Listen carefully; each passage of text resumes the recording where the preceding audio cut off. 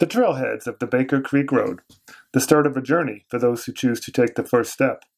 It's a journey which some undertake for adventure, for exercise, or just out of a sense of discovery. But for one remarkably stubborn fish, it's a voyage already begun some 15,000 years ago, out of pure necessity. This trail hugs Baker Creek all the way to treeline, some 6 uphill miles. And like the thin string of a child's helium balloon, Baker Creek tethers its namesake lake to the ranches and alfalfa fields of Snake Valley, a full vertical mile below. On a scale of geologic time, these ranches are new to the land.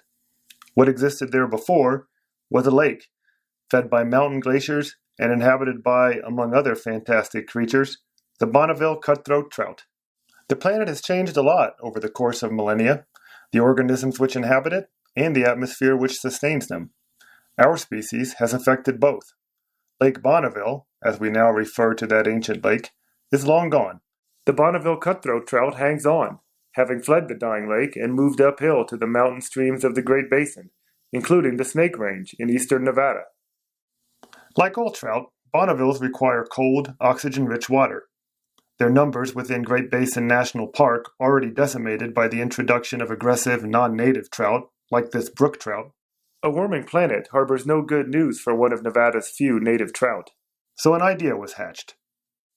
If non-native trout could be removed from Baker Lake and Johnson Lake to the south, Bonnevilles could be introduced.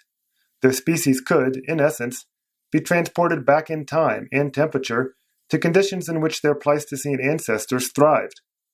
2 high-altitude lakes, which would prove colder and more stable than the small drought-prone streams where they live now.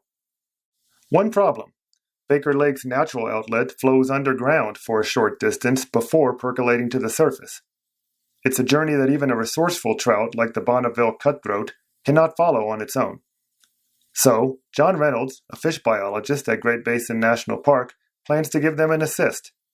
His plan is to remove the lake's non-native fish and deliver by hand its rightful occupants, the Bonneville cutthroat trout. It's a project in its early stages, and John's in recon mode, tracking down the lake's current non-native inhabitants. He's doing the legwork. This high-elevation fortress of water and stone will hopefully prove a long-term sanctuary from human-driven climate change, but it will likely not be a permanent one. The waters of Baker Lake will eventually warm as well, but this move may just give the Bonneville cutthroat trout a fighting chance to hold on to their birthright in the waters of the Snake Range at Great Basin National Park.